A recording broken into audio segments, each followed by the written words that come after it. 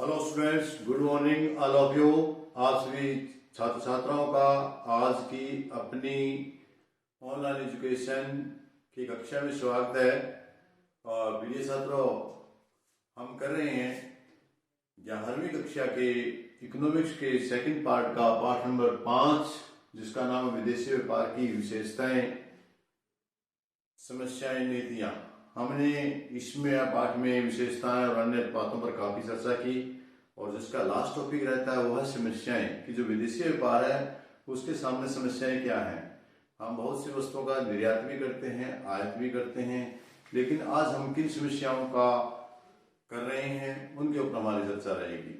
तो वे आज का बेसिक हम चलते हैं आज के टॉपिक पर कि जो हमारा विदेशी व्यापार है इसकी कौन कौन सी समस्याएं। और छात्र आपको बता दें कि हमारा आज का इस चैप्टर का लास्ट टॉपिक रहेगा, कल हम नेक्स्ट चैप्टर शुरू करेंगे। तो सबसे पहले हम चलते हैं आज के इस टॉपिक पर कि विदेशी व्यापार है उसमें परंपरागत निर्यात का भाव है। नंबर 1, परंपरागत।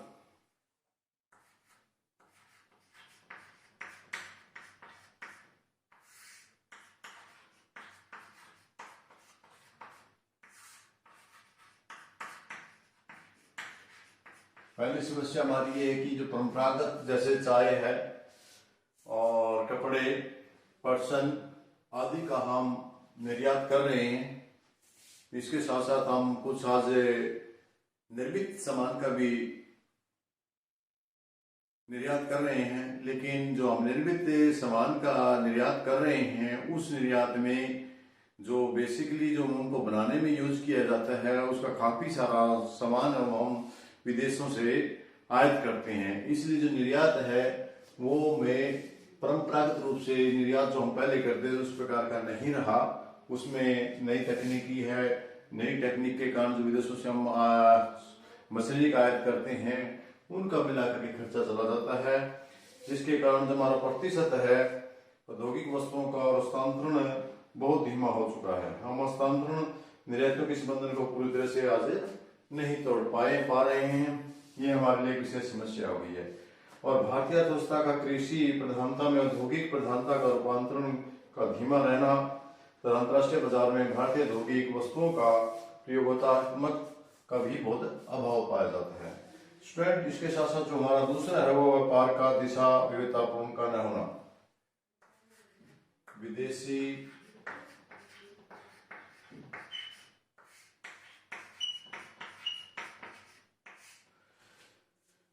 व्यापार की दिशा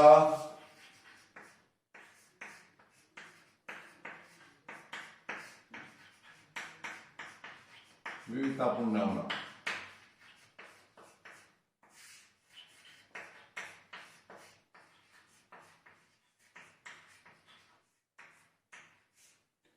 ये भी हमारे विदेशी व्यापार की आज एक बड़ी समस्या है, क्योंकि हम पारंपरिक तरीके से जो पिछले ही कुछ जो गिने चुने हमारे प्राकृतिक संसाधन है या हमारे जो प्राकृतिक संसाधनों से प्राप्त वस्तुएं हैं जैसे चाय, पर्सन है, उन्हीं का उसी रूप में प्रयोग करते आ रहे हैं, जिसके कारण हम आज नई मशीनों का, जैसे कि हमने पहले बताया कि नई नई निर्मित मशीनों का हम निर्यात तो कर रहे हैं, लेकिन उसमें अधिकांश भाग है वो आयात वस्तुओं का होता है। इसलिए जो विदेशी व्यापार की दिशा है वो विभिन्न नहीं हुई है, अनेक तरीके से, अलग अलग तरीके से अनेक वस्तुओं का नहीं कर पा रहे। इसलिए भी हमारी एक विदेशी व्यापार की समस्या है, जिसके कारण हमारा जीडीपी तो बढ़ रही है, लेकिन जीडीपी में विदेशी व्यापार का जो अंश है वो कम है, उसका भाग हिस्सा बहुत कम है। अगला है आपका निर्यात में उच्च आयात का अंश।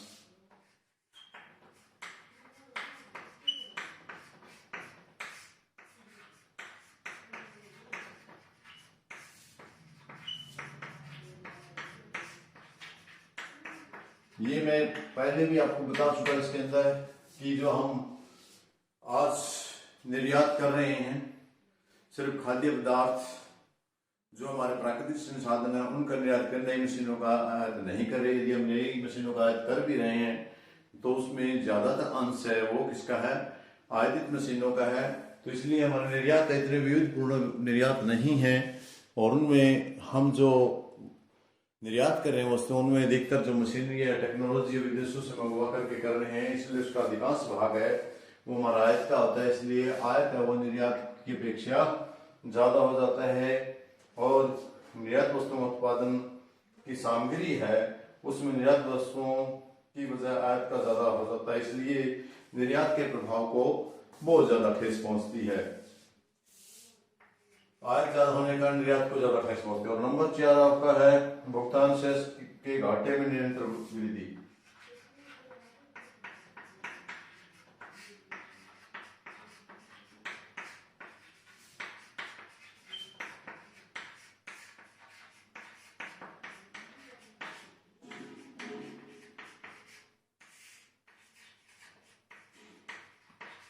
तो प्रिय छात्रों, जो अगला पॉइंट है वो आपका भुगतान शेष है। वो क्या होता है कि हमारा जो विदेशों के साथ लेन देन है पूंजी चाहे पूरा का पूरा, उसमें हमारे आयात का ज्यादा होना और निर्यात का कम होना, और ये हमारा पूरा जो भुगतान शेष है देश का उसमें इसका अंश ज्यादा रहता है। क्यों रहता है? क्योंकि जो हमारे आयत होते हैं वे ज्यादा रहते हैं और निर्यात कम होते हैं, जिसकी वजह से हमें घाटे का प्रावधान करना पड़ता है। भुगतान शेष को कम पूरा करने के लिए हमें घाटे का सहारा लेना पड़ता है। हमारे भुगतान शेष के घाटे में वृद्धि लगातार जारी है। आयातों की तुलना में हमारे देश के निर्यात काफी कम है। निस्संदेह इस मामले में भारतीय अर्थव्यवस्था की विकासशील प्रकृति का प्रतीक है। विकास प्रक्रिया की अवधि में ही एक देश बहुत अधिक आयतों का, विशेषकर पूंजीगत पदार्थों के आयतों की आवश्यकता पड़ती है। क्योंकि जो विकासशील देश होता है उसे विकास करने के लिए दूसरे देशों से नई नई टेक्नोलॉजी, नई नई वस्तुओं का मंगवाना पड़ता है जो उनकी आयत में शामिल होती हैं, जिसके कारण हमारे अधिकतर पूंजी है वो निर्यात की बजाय आयत में चली जाती है। हमारा भुगतान बैलेंस है वो हमेशा घटता रहता है, जिसके कारण निरंतर जो हमारा भुगतान शेष की घाटे की प्रवृत्ति बढ़ती जा रही है, जो हमारे लिए अच्छी नहीं है। हमारे भारतीय व्यापार, विदेशी व्यापार के लिए एक बहुत बड़ी समस्या है। उसके साथ जो आपका अगला पॉइंट है वो है अंतर्राष्ट्रीय बाजार में प्रतियोगी तीक्ष्णता का अभाव।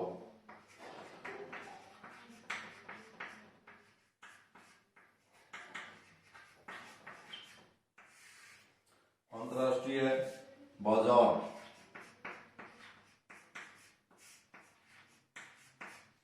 अंतर्राष्ट्रीय बाजार में प्रतियोगी तीक्ष्णता।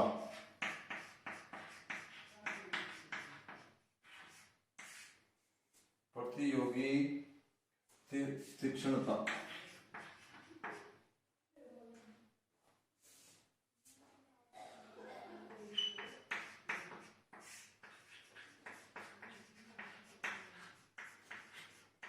स्टूडेंट्स, आज ये एक बहुत बड़ी समस्या है कि अंतर्राष्ट्रीय बाजार में भारतीय उत्पादकों की तीक्ष्णता का अभाव पाया जाता है। ऊंची घरेलू कीमतों और उत्पादन की गुणवत्ता का घटिया प्रबंधन इसके लिए मुख्य कारण है, जिसके कारण हमारे निर्यात बढ़ने नहीं पा रहे और आयात ज्यादा हो जाने के कारण हमारे देश को सामने ये एक विशेष समस्या आ जाती है विदेशी व्यापार की, और जो हमारा धीरे धीरे घाटे के ओर ले जाती है। और नंबर 6 है हमारा दुर्लभ राजनीति की कूटनीतिकता।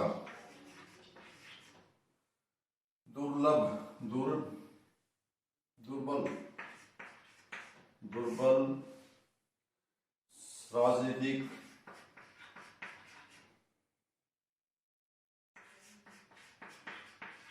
दुर्लभ राजनीतिक कूटनीति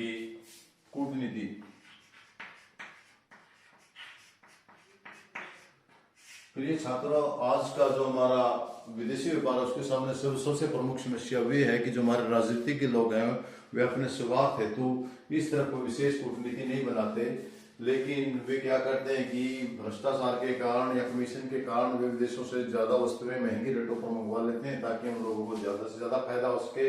इस तरफ निर्यात की तरफ ध्यान नहीं दे पा रहे हैं। देश के निर्यातों के लिए अंतर्राष्ट्रीय बाजारों में कीमतों का प्रतियोगी होना बहुत काफी नहीं है। इसके लिए कुशल राजनीतिक कूटनीति का होना भी बहुत जरूरी है।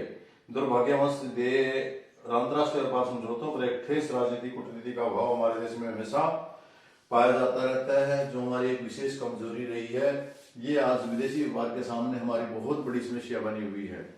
तो प्रिय छात्रों, ये कुछ समस्याएं हमारे जो विदेशी व्यापार की हैं, जिनके कारण हमारा आज विदेशी व्यापार संसार में उभर कर नया आकर के, बल्कि हम विकासशील की ओर बढ़ते हुए भी विदेशी व्यापार में अधिक उन्नति नहीं कर पा रहे हैं। तो यदि हमें संक्षेप में कहा जाए तो यदि हमें विदेशी व्यापार और विकासशील देश में आगे प्रोग्रेस करनी है, विकास करना है, विकसित देश की ओर बढ़ना है, तो हमें विदेशी व्यापार की जितनी भी समस्याएं हैं उन समस्याओं को कूटनीति के जरिए हटाना होगा, उनसे दूर करना होगा, ताकि हम अपने विदेशी व्यापार का सुधार करके घाटे की जो प्रवृत्ति बनी हुई है हमारे देश में, जो निरंतर वृद्धि हो रही है, उसको रोका जा सके। और इसको रोकने के लिए हमारा जो आयात का अंश है उसको कम करके निर्यात ज्यादा करना पड़ेगा, ताकि और इसके साथ साथ अनेक विविध प्रकार के व्यापारिक निर्यात में बढ़ोतरी करनी पड़ेगी। और सिर्फ हमारा परंपरागत निर्यात है वो ही नहीं कि पहले की तरह वही करते रहें, उसमें भी हमारा पहले की अपेक्षा काफी अभाव पाया जाता है, क्योंकि विदेशी अधिक टेक्नोलॉजी आने का विदेशों में हमारी वस्तुओं का आज दुनिया के अन्य देशों में अब बहुत सारा प्रतियोगिता कंपटीशन हो गई है। जो हमारा सामान है उसका विदेशों दूसरे देशों ने भी कर लिया। उदाहरण के लिए चाय का हमारा विदेशों में कोई भी प्रतियोगी नहीं था, लेकिन आजकल बांग्लादेश भी हमारा कंपटीशन में आया हुआ है। तो इस प्रकार प्रिय छात्रों, आप देखते हैं कि बहुत सारी समस्याएं हैं, समस्याओं को निपटारा करके ही हम एक विकासशील की ओर अग्रसर हो सकते हैं। तो जो आज मेरे ख्याल से आज इतना काफी आप लोगों के लिए, तो ये थी हमारे विदेशी व्यापार की समस्याएं। कुछ ज्यादा कठिन नहीं है, आप हल्के में से आराम से इसको एक बार रीडिंग करके कर सकते हैं। और इसी के साथ आपका लेसन नंबर 5 समाप्त होता है। हम हाजिर होंगे आपके सामने आगे अगली वीडियो में लेसन नंबर 6 1991 की जो नई हमारी नीति है उसके साथ। तब तक के लिए आप लोगों से विदा लेना चाहूंगा। धन्यवाद, थैंक यू।